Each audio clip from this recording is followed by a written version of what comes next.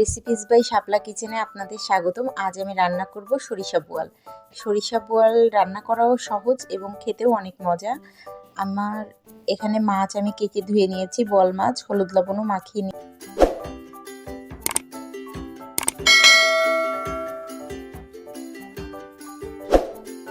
উপকরণগুলো লাগবে এখন আমি বলে দিই। আমার লাগবে পেঁয়াজ কুচি আমি এখানে হাফ কাপ পরিমাণ নিয়েছি। আর আমি সরিষা, কাঁচা ঝাল, কাঁচা জিরা আর আদা আমি বেটে নিয়েছি। আর হলুদের গুঁড়া, লবণ, কাঁচা ঝাল আর ফোড়নের জন্য সামান্য কালো জিরা নিয়েছি। আমি ফ্রাই প্যান গরম হতে দিয়ে দিয়েছি।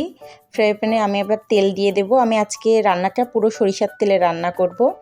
আমার তেল গরম হয়ে গেছে, আমি এখন মাছগুলা সুন্দর করে ভেজে নেব।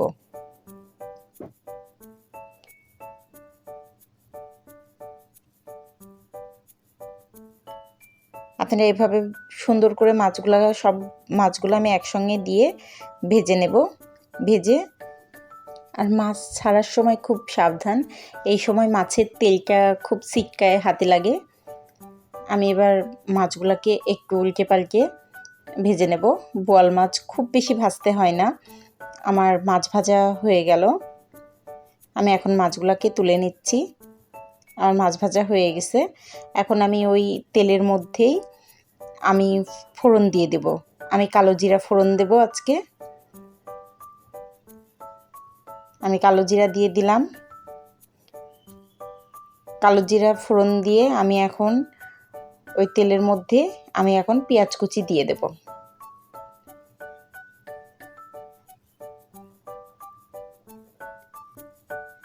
আমি পেঁয়াজ কুচি দিয়ে দিলাম।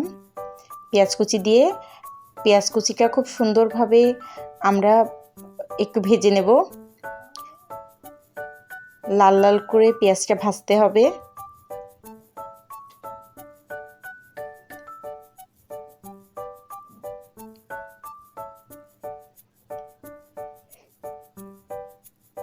পেঁয়াজটা আমার ভাজা হয়ে আসছে। আমি এই পর্যায়ে আমি মশলাগুলো দিয়ে দেব। আর আমি কোন পরিমাণ আমি মশলা ব্যবহার করেছি আমি সেটা আপনাদের ডেসক্রিপশন বক্সে লিখে দেব। আপনারা অবশ্যই ডেসক্রিপশন বক্সটা চেক করবেন। আমি এখন মশলা দিয়ে দিলাম। মশলা কষানো হয়ে গেছে। এখন এই পর্যায়ে আমি জল দিয়ে দেব।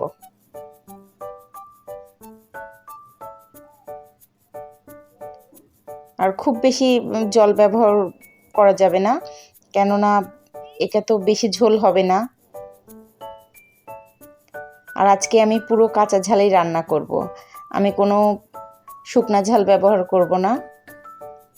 আমার মাছের ঝোল ফুটে গেছে, এখন আমি মাছগুলোকে দিয়ে দিচ্ছি।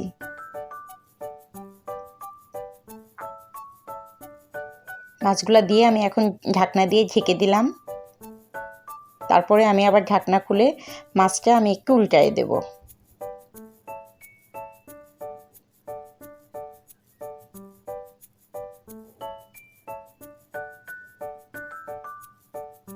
আমি এখন মাছগুলা উল্টায়ে দিছি। আমার মাছ উল্টানো হয়ে গেছে। আমি আবার একটু ঢাকনা দিয়ে ঢেকে রাখবো।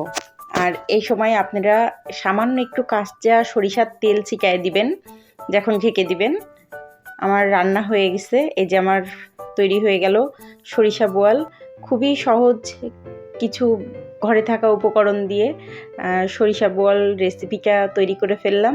খেতে খুবই সুস্বাদু। আপনারা এভাবে তৈরি করে খেয়ে দেখবেন আর আপনারা কমেন্টে জানাবেন। আর আমার রান্নাটা ভালো লাগলে আপনারা আমার চ্যানেলটা সাবস্ক্রাইব করে দিবেন।